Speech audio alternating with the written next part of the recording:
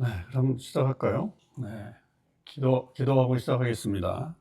하나님, 오늘도 저희들에게 이렇게 하나님의 말씀을 또 공부할 수 있도록 시간과 또 여건을 허락해 주셔서 감사합니다. 오늘도 겸손한 마음으로 주님의 지혜를 구합니다. 하나님께서 저희들에게 가르쳐 주시고 또 성령 하나님의 조명으로 인해 저희들 가운데 하나님의 빛이 비춰질 수 있게 이끌어 주시옵소서. 온전히 이 시간 하나님의 충만하신 은혜가 우리 모두에게 임하게 되길 간절히 원합니다. 우리 주님 예수 그리스도의 이름으로 기도하옵나이다. 아멘. 네, 이제 삼위일체 오늘 마지막 시간 그렇게 정리를 좀 해보도록 하겠습니다. 그래서 우리가 성경에 나와 있는 삼위일체에 대해서 처음 시간에 얘기를 했고요. 그 다음에 지난 시간에는 역사적으로 삼위일체가 어떻게 토론되어 왔는지, 그리고 현대 신학자들은 이 삼위일체를 어떻게 이해하고 있는지, 이제 이런 것들을 좀 우리 간략하게 좀 보긴 했는데, 사실 이제 중요한 건 이제 오늘 우리의 입장에서는 이걸 어떻게 적용해 나갈 것인가라고 하는 거죠. 그러니까 삼위일체가 단순히 우리의 어떤 이성적인 만족을 주기 위한 교리가 아니다라고 하는 거잖아요. 이 교리가 우리 기독교에서 정말 중요한데 이것을 가지고서 이단을 판명하는 기준이 될 정도로 상당히 중요한 이 하나님의 이 교리인데, 그러면 이것이 왜 우리의 삶에 이 삼위일체가 중요한 것이냐라고 이제 그런 것들을 좀 정리하면서 살펴볼 필요가 있죠. 첫째는 이 삼위일체는 창조에 아주 깊은 의미가 있는 거죠. 창조의 역사 속에서. 그래서 성부 하나님은 창조의 주체가 되시는 하나님이시고, 그 다음에 성자 예수님은 말씀으로 창조에 참여하시는 그런 하나님이시로 그렇게 드러나고 있고, 그 다음에 이제 성령 하나님은 그 하나님의 신이 수면에 운행하신다라고 하는 창세기 1장 2절에 그 말씀을 가지고 생명을 불어넣는 영으로 역사하시는, 그래서 창조의 역사 속에 이 삼위일체 하나님이 그 역사하시는 거, 그렇게 창조에 활동하셨다. 창조의 사역 가운데 그렇게 역사하시는 하나님이시다라고 하는 것을 중요하게 우리가 볼 수 있고요. 그 다음에 사실은 이제 더 중요한 것은 구속이죠. 구원.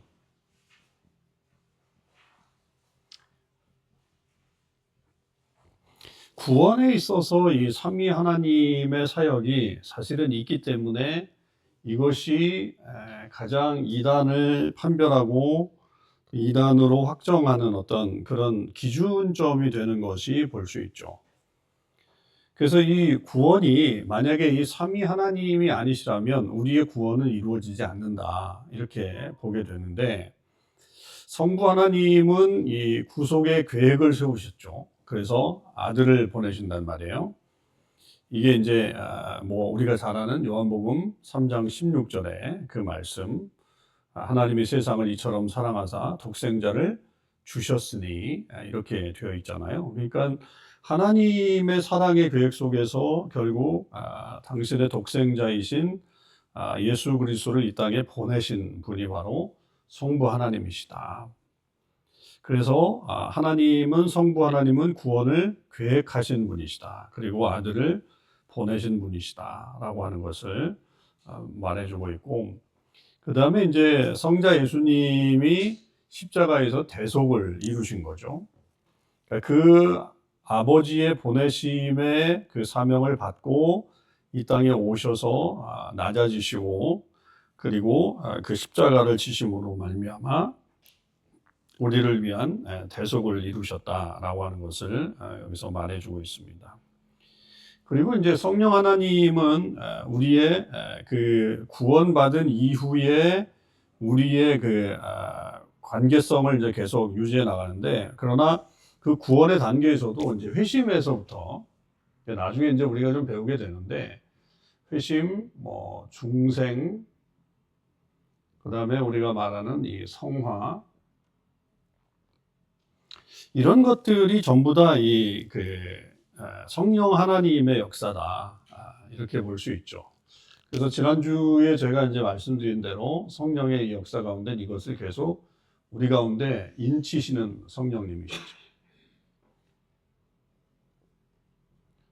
그래서 우리가 구원을 받았는 거에 대한 확신을 누가 주시는 거냐 하면 성령 하나님께서 우리에게 주시는 거죠. 그 회심의 단계에서부터 사실은 그 성령 하나님의 역사가 없으면 우리가 회심하지 못하고 또 중생도 불가능하다 그런다면 결국 이 구원이라고 하는 것은 이니셔티브를 누가 쥐고 있느냐라고 했을 때 구원의 이니셔티브는 결국 하나님이 쥐고 계시는 거죠. 하나님이 주권적으로 우리를 구원시켜 나가시는 것이지 우리가 우리 쪽에서 구원에 대해서 어떻게 해볼 수 있는 가능성은 없어요. 왜냐하면 회심이라든지 중생까지 다 하나님의 성령 하나님의 역사라고 한다면 우리가 지금 구원받고 하나님의 자녀로 살아가는 이 모든 것은 결국 하나님께서 하시는 일이다. 그래서 성부 하나님의 선택과 계획하심, 그리고 예수 그리스도를 보내심, 그리고 성자 예수님이 이 땅에 오셔서 십자가에 달려 돌아가심으로 우리의 대속을 이루신 것, 그리고 이제 우리가 그것을 보면서 회심하고 중생하고 그 다음에 이제 더 나아가서 구원받은 이후에 우리의 삶에서 이 성화에 이를 때까지 계속적으로 우리를 소위 말해서 가르쳐 주시고 또 이렇게 관리해 주시는 분이 바로 성령 하나님이시다. 이렇게 말할 수 있습니다. 그래서 구속의 사역에 되게 상당히 중요한 부분이 이 삼위 하나님의 역사라고 하는 거죠. 그리고 이제 세 번째는 우리 성도들의 삶에서 이 삼위 하나님의 역사가 이루어진다라고 하는 거죠. 특별히 이제 성부 하나님은 우리를 자녀 삼아 주셨잖아요. 그래서 로마서 8장에 그렇게 우리가 하나님을 아버지라고 부를 수 있게 해주신, 그래서 자녀가 되었다라고 하는 것을 우리에게 선언해 주셨고요. 그리고 성자 예수님은 교회의 머리죠. 교회의 머리. 그래서 교회를 통치하시는 분이 바로 이 성자 예수님이시다. 그래서 교회의 머리로서 통치하시고 중보하시는 그런 사역을 하고 계시고, 성령 하나님은 교회를 하나로 다 묶어주시는 거죠. 그리고 특별히 뭘 주셨어요? 교회에 은사를 주셨죠. 은사를 주셔서 그것을 섬기게 하시는 그런 사역. 그것이 바로 이 성령 하나님의 그런 사역이다라고 그렇게 말하고 있습니다. 그렇기 때문에 지금 현재도, 그러니까 구원은 어떻게 보면 우리의 과거, 이건 창조는 원역사라고 본다면, 구원은 이제 우리가 물론 아직 온전한 구원이 다 이루어지지 않았죠. 사도 바울이 빌립보서에서도 너희 구원을 이루라 1장에서 그랬잖아요. 구원을 이루라. 사실 우리의 구원은 이미 이루어진 거죠. 왜냐하면 우리가 예수님을 믿는 순간에 우리는 이미 구원받은 존재가 됩니다. 그런데 바울이 여기서 이제 구원을 이루라 이렇게 말하는 것은 아직 구원 안 받은 사람들을 말하는 게 아니라 성도들이 계속해서 이 구원이 결국 성화되어 가고 그 다음에 마지막 하나님 앞에 설 때까지 우리의 온전한 어떤 삶을 살아가라 라고 하는 것을 우리에게 강조해 주고 있는 그런 내용이죠. 이 부분은 나중에 또 구원에 관련된 부분이 또 나오기 때문에 그 부분에서 얘기는 하겠지만, 그래서 우리가 보통은 구원의 옛날에는 세 단계라고 말을 했어요. 세 단계. 이게 회심, 그 다음에 성화, 그 다음에 뭐가 있었냐면 영화. 그래서 원래 구원에 대해서 제가 배울 때만 해도 제가 중고등부 때, 대학교 때, 신대원 때도 그렇게 배웠던 것 같기도 하고요. 구원을 이루라 그럴 때 이제 이 구원의 성화라고 이제 가장 크게 보면서 나중에 이제 영화까지. 영화는 뭐냐면 우리 주님이 오실 때 우리가 들림 받고 또 그때 이제 완벽한 구원이 이루어진다라고 하는 것을 그렇게 얘기하는데, 근데 이제 이것을 반대하는 이 영화라는 개념을 반대하는 이 신학자가 김세은 박사라는 분이 있어요. 이분은 사실은 뭐가 중요하냐면 회심의 사건은 우리를 이미 영화롭게 했다 이렇게 보기도 해요. 이거를 이분의 표현으로는 선취했다 그래요. 선취했다. 그러니까 먼저 취했다.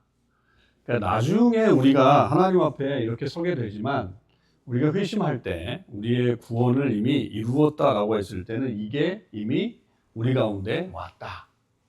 이렇게 이제 얘기를 하고 이 구원의 어떤 3단계를 얘기하지 않습니다. 이거는 약간 예전에 목사님들이 좀 어디 신학에서 배운지는 모르겠는데 구원의 3단계라 그래가지고 이렇게 막 표현했던 일들이 있어요. 물론 그 머릿속에는 구조적으로 그렇게 될 수 있겠죠. 우리가 이제 회심하고 그 다음에 성화의 삶을 살고 그리고 맨 마지막에 하나님 앞에 올라가는 어떤 이런 단계로 보면 뭐 이런 단계가 뭐 나쁘진 않겠지만 그러다 보면 무슨 생각을 하냐면 사람들이 나 구원 안 받았네.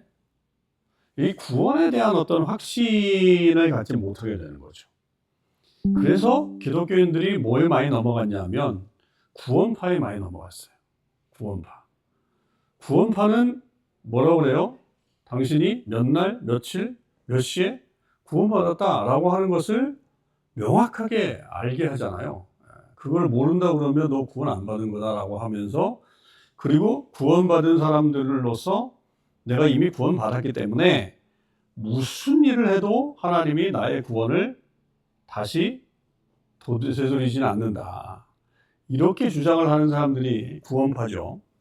그래서 그 구원파가 이제 구원받은 이후에 아주 악한 행동들을, 그 사회에 문란을 일으킨 일들을 좀 많이 했던 것이 한국교회 역사 속에 있었고, 뭐, 요 근래에도 일어나는 뭐, 세모, 뭐, 옛날에 왜 한강에 유람선 띄웠던 뭐, 거기가 이제 구원파라고 그러잖아요. 그래서 뭐 그런, 저희가 있는데, 그 단계별로 얘기를 해버리면 우리의 어떤 그 구원에 있어서 나는 여기까지 가야 온전한 구원이다 라고 생각을 하기 때문에 문제가 생길 수 있다는 거죠. 그러나 우리가 이미 회심할 때 구원받은 거는 그건 영원한 거예요. 영원한 거. 그래서 그 김세현 박사는 이 영화로를 선취했다. 우리가 그거를 미리 받은 거다.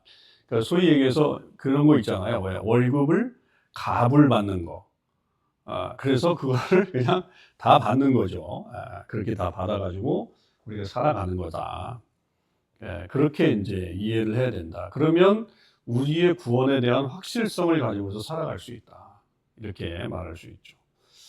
자, 오늘은 구원에 대한 이야기를 하는 건 아닌데, 하여튼 그렇게 이 성령 하나님께서 하시는 일들이 이렇게 우리를 회심시키시고 성화시켜 나가는 이 구원받은 이후에 우리의 삶까지도 함께 하시는 영역이 바로 이 성령 하나님께서 하시는 거다. 그래서 우리의 지금 지금 우리의 삶에서 살아가는 이 모든 순간에 결국 성령 하나님이 우리와 함께 해주시고 우리를 계속해서 격려해 주시고 우리를 인치시고, 야, 너는 구원받은 사람이야, 너는 정말 하나님의 사람이야 라고 하는 것을 계속해서 우리 마음에 불어넣어 주시는 분이 바로 성령 하나님의 사역이다, 이렇게 볼 수가 있죠. 자, 삼위일체 교리의 현대적인 어떤 적용을 보면 먼저 예배에서 여러분이 우리가 예배에서 삼위 하나님의 이 은혜 그리고 하나님의 그런 사역을 우리가 바라보는 게 필요하다. 삼위일체 하나님은 예배의 근거이자 내용이 된다. 그래서 우리는 성부께 성자의 이름으로 성령 안에서 예배를 하게 되죠. 특히 예배가 뭐예요? 예배는 구속에 대한, 하나님께서 우리를 구원해 주신 것에 대한 응답으로 드리는 게 예배죠. 그러니까 우리를 구원해 주신 분에 대한 찬양과 그리고 그 경배를 올려드리는 것이 결국 우리의 예배의 요소라고 하는 겁니다. 그럴 때에 이 모든 것에서 우리가 이 삼위 하나님의 역사하심을 우리의 예배 요소 중에서 그 삼위 하나님의 역사들을 우리가 잘 볼 수 있다는 거죠. 뭐 예배의 가장 큰 요소는 찬양과 기도, 말씀과 그다음에 성례 이렇게 이제 볼 수가 있죠. 이게 이제 예배의 가장 핵심적인 요소 아니겠어요? 그래서 그렇게 됐을 때 기도할 때도 성부 하나님께 우리가 기도하잖아요. 그런데 누구의 이름으로? 성자의 이름으로 하고 그 기도를 성령의 도우심으로 기도하는 거죠. 그러니까 기도에도 이렇게 삼위 하나님의 요소들이 들어가 있다라고 하는 거고, 그 다음에 우리가 찬양을 하더라도 거기에 성부, 성자, 성령 하나님을 다 찬양하는 그런 요소들, 그런 것들이 다 우리의 찬양의 요소가 된다라고 하는 겁니다. 꼭 뭐 우리가 성부 하나님만 찬양하는 게 아니고 성자 예수님에 대한, 그래서 우리 찬송가에도 보면 하나님 찬양, 그 다음에 예수 그리스도 찬양, 성령 찬양이 있잖아요. 그죠? 우리 찬송가에도 이렇게 분류를 해놨단 말이에요. 그 찬양 전체가 다 삼위 하나님에 대한 찬양이다. 이렇게 말할 수 있고, 말씀도 우리에게 주시는 이 하나님의 말씀도 성부의 뜻을, 하나님의 뜻을 성자의 복음으로, 그래서 예수 그리스도의 복음이 이제 거기에 들어오게 되고, 그리고 그것을 깨닫게 하시는 분은 바로 성령님이시다. 그래서 말씀에도 그런 요소가 들어가 있고요. 특별히 이 성례는 이제 세례와 성찬을 말하죠. 세례와 성찬. 이게 또 예배의 아주 중요한 요소잖아요. 여기에 중요한 것이 결국 아버지와 아들과 성령의 이름으로 세례를 주라. 이런 이 말씀이 결국 그 성례에도 이 삼위 요소가 들어가 있고, 맨 마지막에 축도에도 역시 고린도후서 13장 13절에 보면 아버지의 사랑과 그 다음에 예수 그리스도의 은혜와 그 다음에 성령의 교통하심, 그런 것들이 이 축도에도 묻어 있기 때문에 이 예배 전체가 삼위일체 하나님을 찬양하는, 삼위일체 하나님을 드러내는 요소가 바로 예배다. 그래서 우리가 이 예배를 통해서 삼위일체의 풍성함을 누릴 수 있다라고 하는 거죠. 그래서 우리는 하나님 앞에 예배할 때에 경외해야 되죠. 경외. 신비예요. 여러분, 예배라고 하는 건 진짜 신비죠. 왜냐하면 영과 영의 만남이죠. 영과 영의 만남. 우리가 무슨 뭐 제단을 쌓아놓고서 뭐 그렇게 예배를 드리는 게 아니잖아요. 그 시간은 정말 하나님과 우리가 영과 영으로 만나는 시간이란 말이죠. 그렇기 때문에 그 신비 앞에, 그런 신비 앞에 우리가 무릎을 꿇고 경외하는 마음으로 예배를 드리고, 또 어떻게 해야 돼요? 감사해야죠. 예배는 감사가 들어가야죠. 우리 구원에 대한 감사. 이 삼위 하나님께서 우리에게 행하신 그 놀라운 구원에 대한 감격이 있어야 되고, 그 다음에 이 예배는 하나님에게 참여하는 시간이다. 하나님의 생명에 참여하는 시간이다. 그래서 하나님으로부터 오는 그 힘과 그 능력을 입는 시간이죠. 그러니까 우리가 단순히 우리가 그냥 뭐 옛날에 제사 드리듯이 혹은 뭐 이렇게 뭐 앞에 절단 앞에 절하듯이 뭐 이렇게 그냥 단순히 그런 것이 예배가 아니라, 기독교 예배는 생명에 참여한다라고 하면 하나님의 능력과 하나님의 그 놀라우심의 역사를 우리가 경험하는 거죠. 예배를 통해서. 그래서 우리가 기도할 때, 예배에 참여하면서 기도할 때, 하나님 오늘 우리가 하나님의 능력을 경험하길 원합니다. 하나님의 능력이 우리 안에 머물길 원합니다.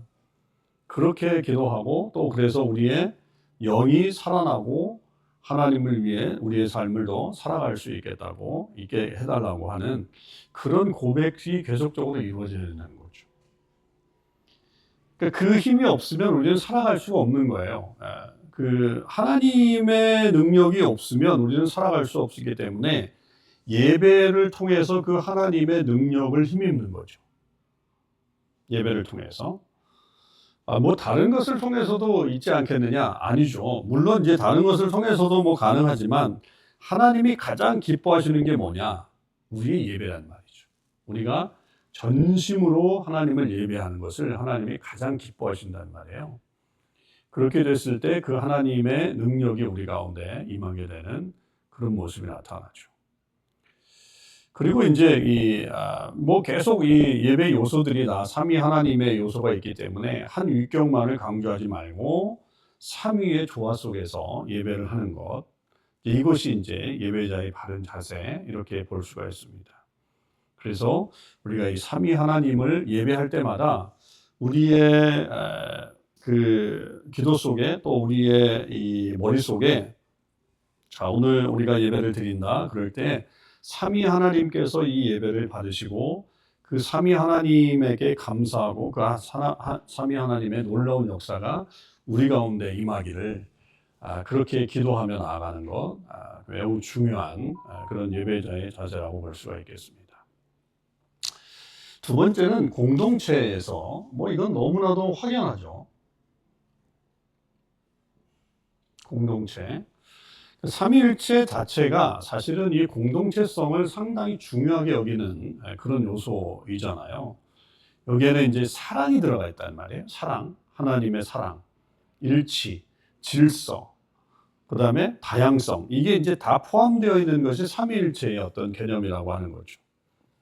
그래서 그런 하나님의 요소들을 우리가 삼위 하나님이 가지고 계신 그런 성품들, 속성들을 우리가 생각한다면 교회는 결국 그 하나님의 성품을 본받아서 연합해야 되고 서로 하나가 되어야 되고 또 서로 상호 존중해 줘야 되고 이런 사랑을 실천하는 그런 공동체가 되어야 된다.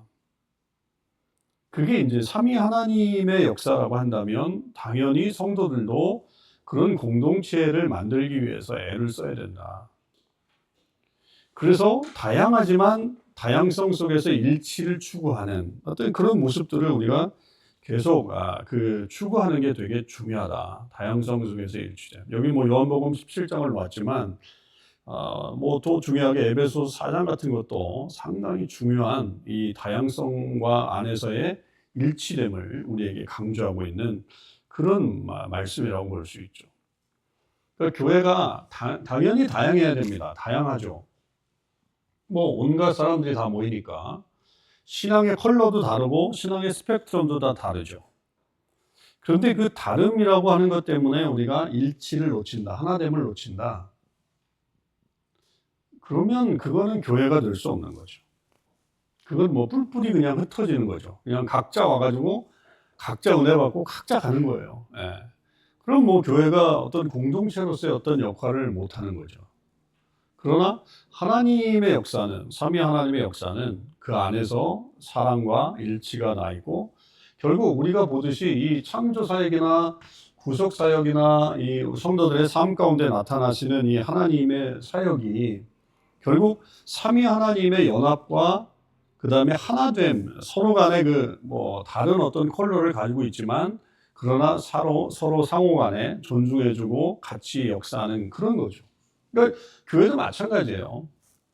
교회도 각자의 다양성이 있기 때문에 그 다양성을 가지고 있지만 그러나 하나됨의 모습을 갖추고서 나는 무엇을 하고 저 사람은 또 무엇을 하고 저 사람은 또 무엇을 하고 이렇게 해나갈 때에 교회가 진정한 공동체로서 설 수 있다라고 하는 것이죠.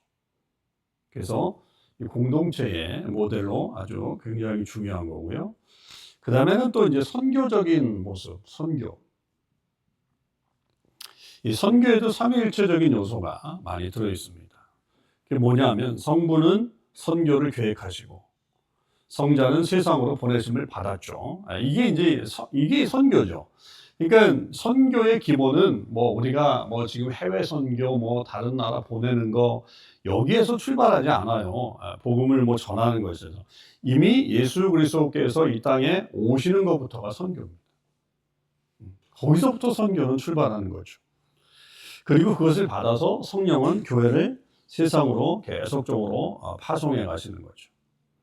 그래서 사실은 이 삼위일체 하나님의 이 성품이 결국 이 구속의 사건이 말하는 것은 선교적인 삶을 말하는 겁니다. 그래서 요즘 선교적인 삶 이런 것들을 계속 얘기하는 이유는 사실은 그게 결국 우리 일상생활 속에서 우리의 삶 속에서 이 선교적인 마인드를 갖고 사는 것을 말하는 건데, 이게 꼭 뭐 해외를 나가야 되는 거냐, 뭐 이런 것이 아니어도 된다는 거예요.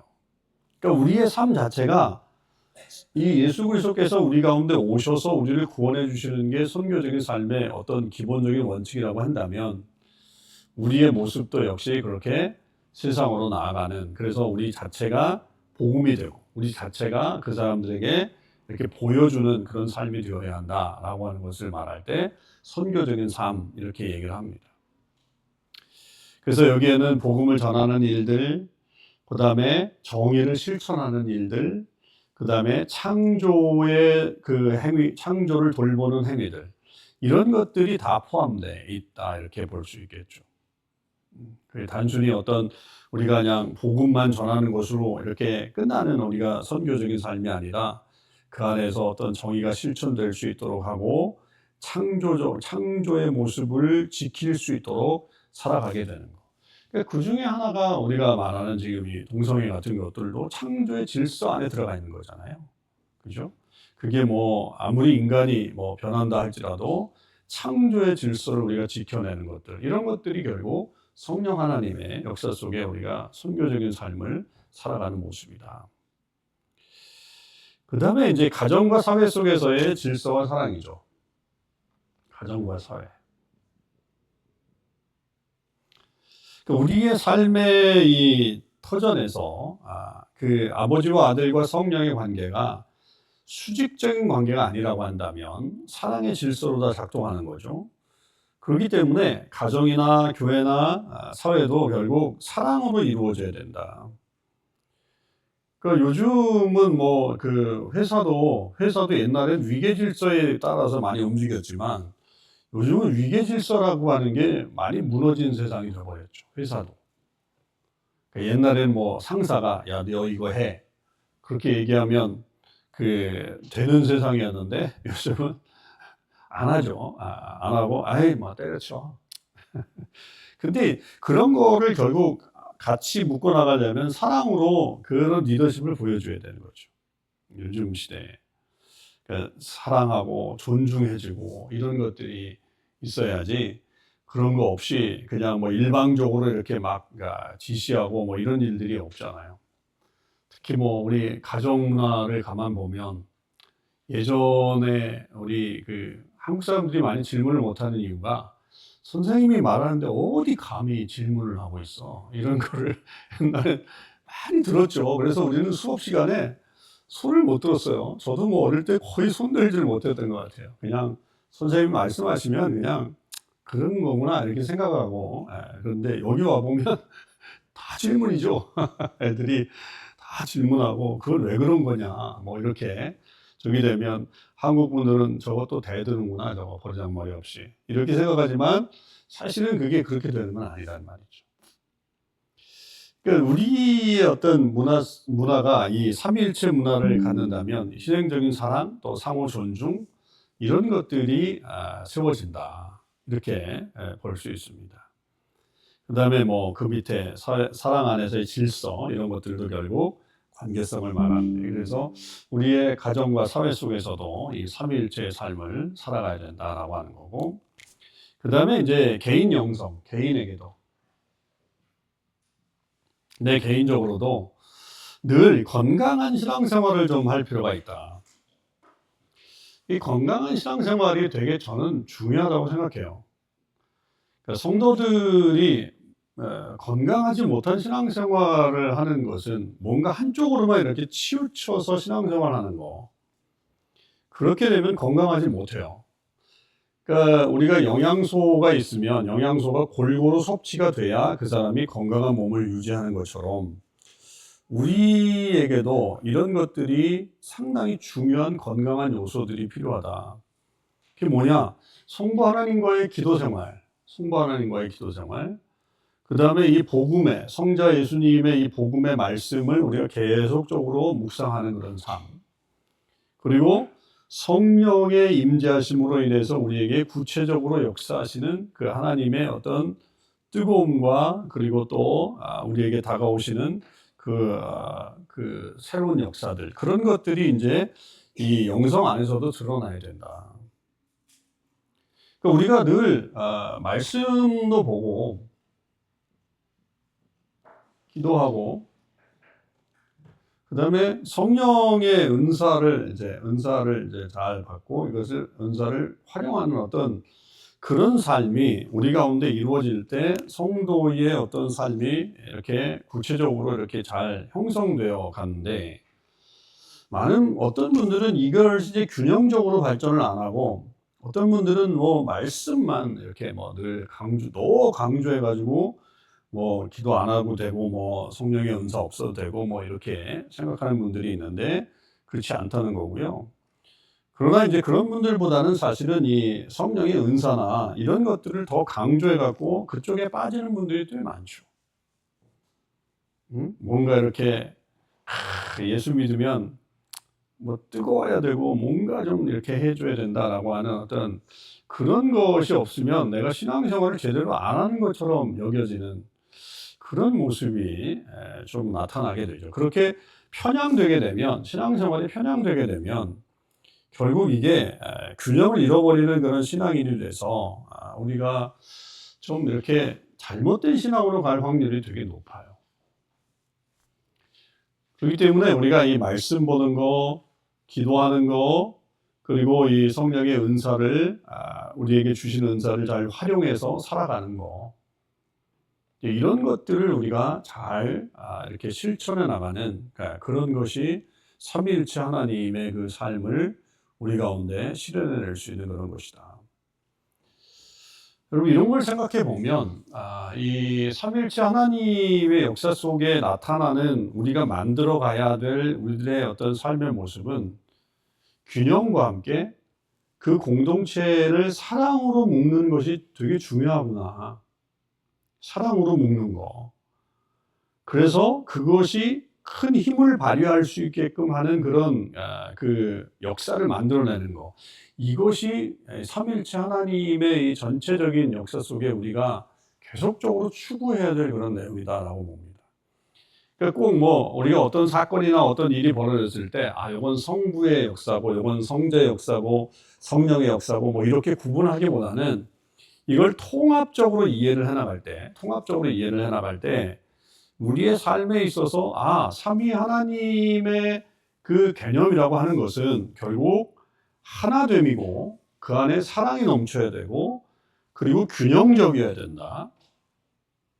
이런 개념만을 우리가 머릿속에 두고 그것이 우리 삶의 원칙이고 우리가 속한 공동체를 어떻게 지켜나가고 그 다음에 우리 어떤 여러 가지 일들을 행할 때 그렇게 균형만 가지고서 판단하고 행동한다면 저는 이것이 우리가 삼위일체적인 삶을 살아가는 아주 건강한 크리스천의 모습이라고 여겨집니다.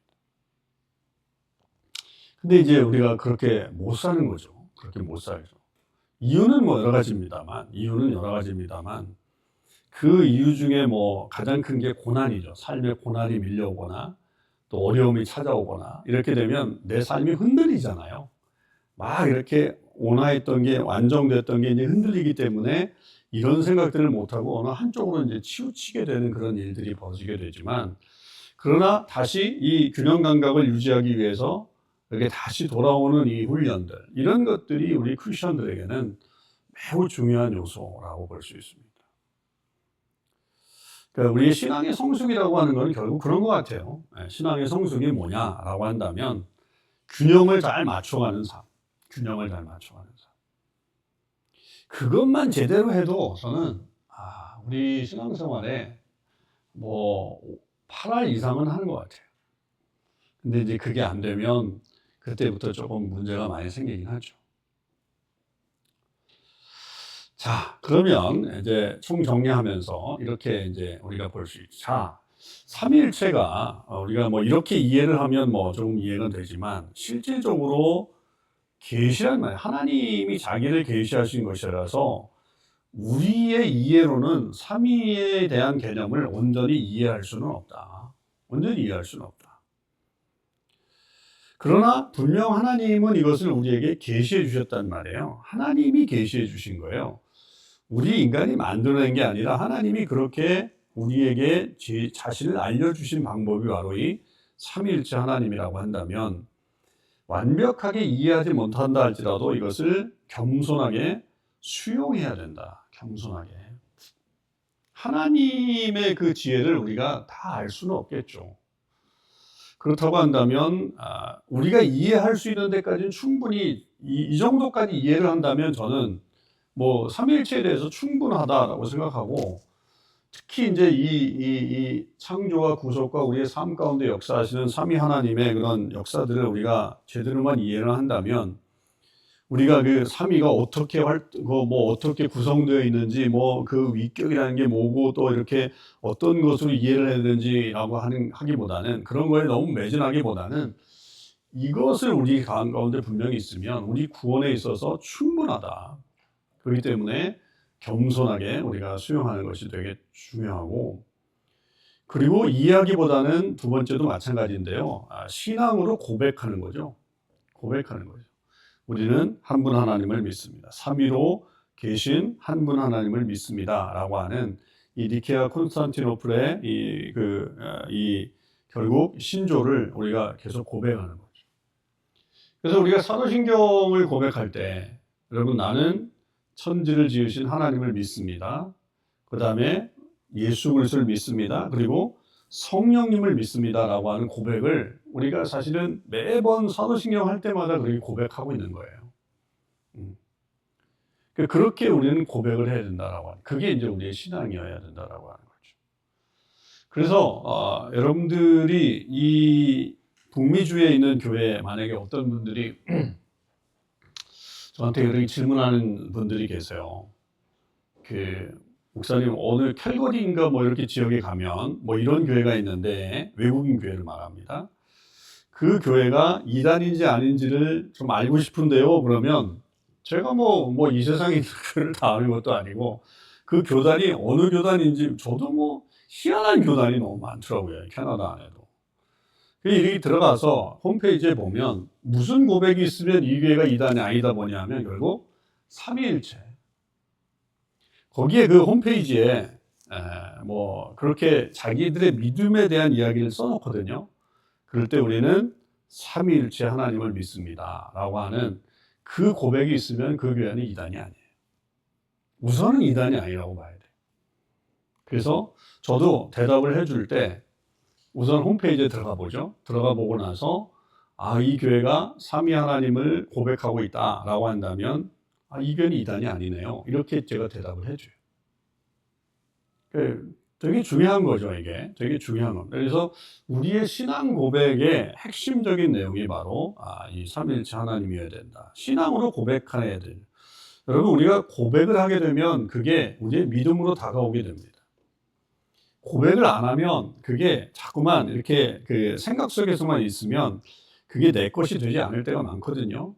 그래서 이 말씀도 마찬가지예요. 여러분, 말씀도 자꾸만 듣기만 하면 이게 날아갈 확률이 높아요. 그런데 내가 말로 읽고 또 자꾸만 이렇게 그 선포하게 되면, 그리고 남들에게 가르치거나 이렇게 남들에게 전하게 되면 그 말씀이 내 것이 되는 거예요.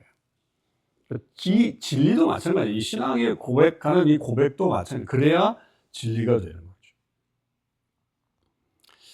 그 다음에 세 번째는 계시를 따라서 배우려고 해야 됩니다.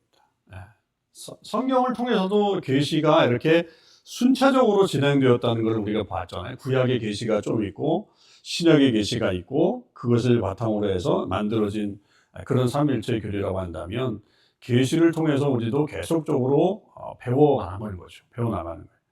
그러면 이해되지 않는 부분이 분명히 있지만, 그러나 성령 하나님께서 또 이만큼 또 알게 해주시고, 또 여기서 이만큼 알게 해주시고, 또 이만큼 또 알게 해주시고, 자꾸만 그렇게 되는 거예요. 그러니까 우리의 배움이 사실은 한 번 내가 이렇게 배웠다고 끝나는 게 아니라, 이 배움이 여기서 이제 이 시기에는 이렇게 됐다고 한다면, 그 다음에 내가 또 깨닫게 되면 이런 은혜가 있구나 라고 하면서 우리가 계속적으로 알아가는 거죠. 계속적으로 알아가는 거죠. 그 계시는 주로 그 환경을 통해서 하나님께서 많이 알려주시는 경우가 많거든요. 환경을 통해서, 나의 삶의 환경, 그것을 통해서 우리가 더 구체적으로 하나님을 알아가는 그런 모습들이 많기 때문에 배우려고 하는 자세가 되게 중요하고, 삼위일체는 체험해야 된다 이렇게 얘기를 합니다. 그래서 머리로만 이해하는 개념이 아니라 삶 속에서 경험하는 진리다. 그래서 우리는 성부 하나님께 기도하고 또 하나님과 교제하고 성자 예수님을 통해서 구원의 은혜를 늘 누리고 성령의 인도하심 속에 살아가는, 그래서 이 축도의 어떤 개념이 고린도후서 13장 13절의 이 개념이 주 예수 그리스도의 은혜와 아버지 하나님의 사랑과 성령의 교통하심이 너희 무리에게 있을지어다 이렇게 이제 선포를 하는 거잖아요. 그 축도가. 그렇게 됐을 때 우리의 삶에 있어서 성도들은 그 축도를 받고 그 축복의 말씀을 가지고서 세상에 나가서 삼위 하나님의 역사 속에 살아가는 거죠.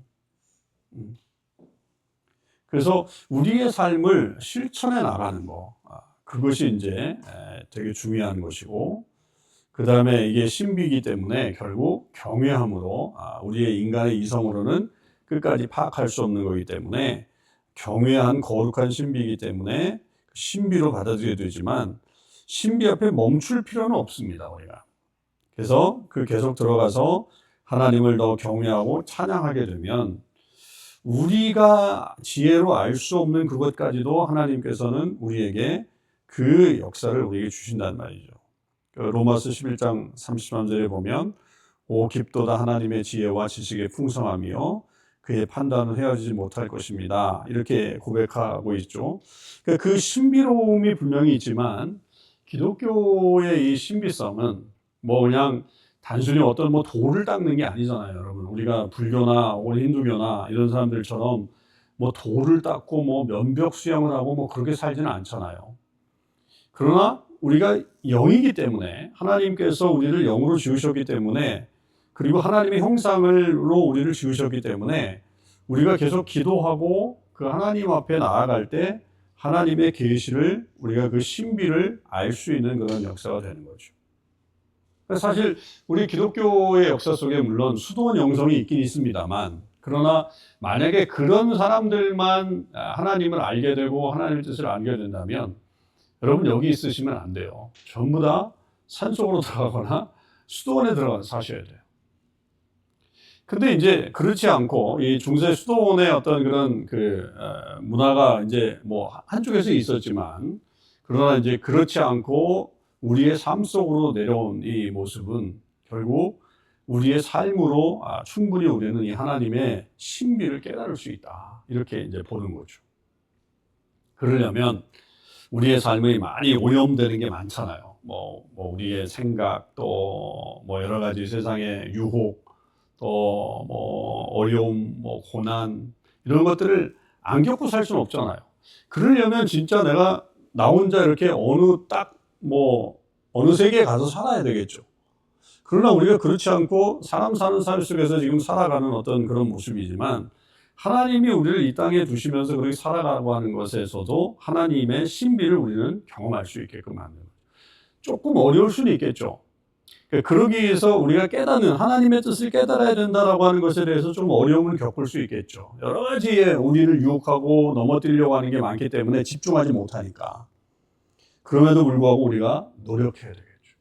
말씀 보려고 노력해야 되고 기도하려고 노력해야 되고 또 하나님의 그런 은사대로 우리가 살아가려고 하는 그런 정말 우리의 계속해서 노력해가는 그런 삶이 있을 때 우리는 이 하나님의 계시와 하나님의 이 신비들을 더 가까이 이렇게 알아갈 수 있는 그것이 바로 우리의 삶의 모습이다라고 하는 것을 우리는 알게 됩니다.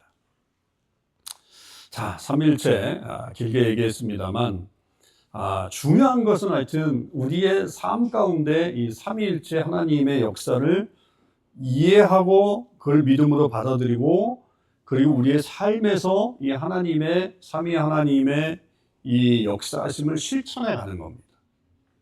그것이 뭐 내 가정에서든 교회에서든 선교적인 삶에서든 어디서든지 간에 그 삶을 실천해 나가게 되면 그 삼위 하나님의 역사가 우리 가운데 그대로 느껴지게 되고 또 알게 되고 또 우리가 그것을 경험하게 되는 그런 일들이 일어나게 될 것입니다. 그래서 여러분들이 계속 특히 가장 중요한 거는 저는 이 예배라고 생각합니다. 이 예배.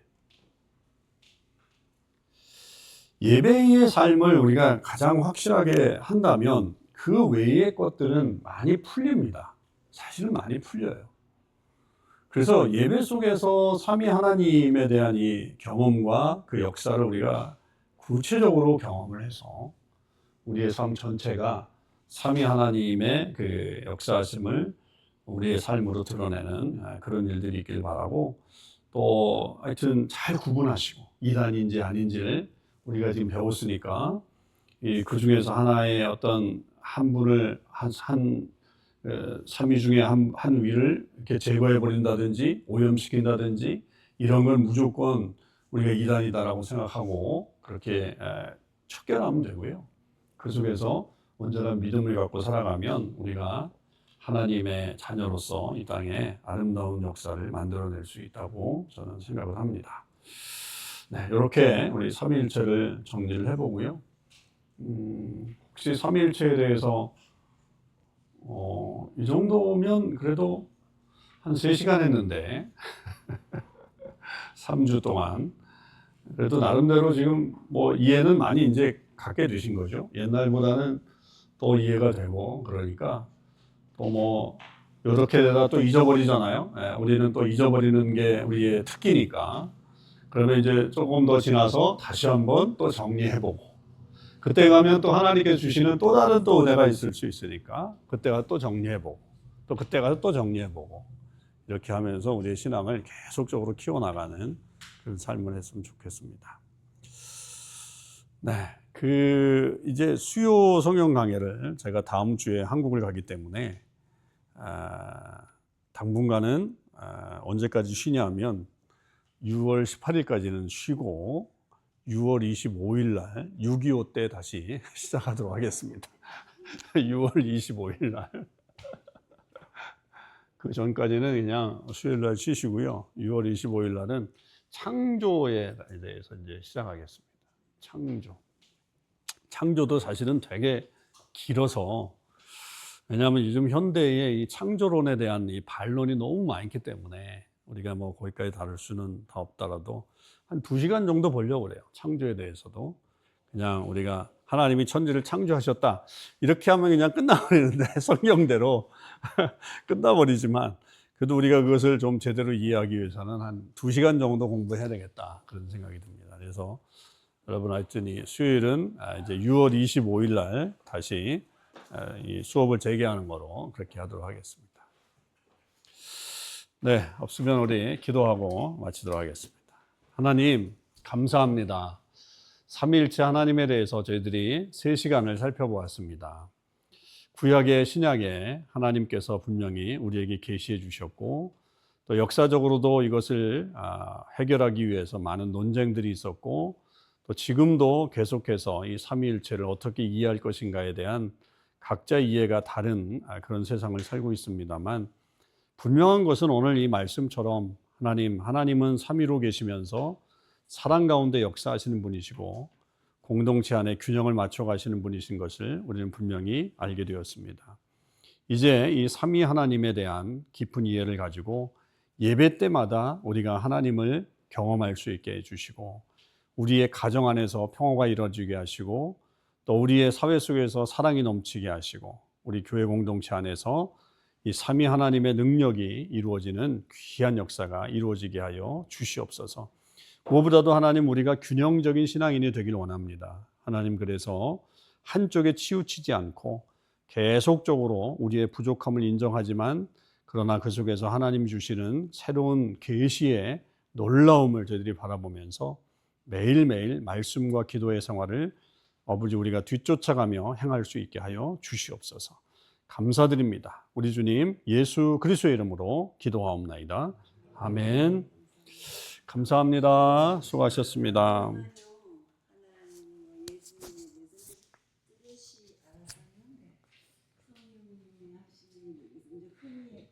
네, 네, 감사합니다.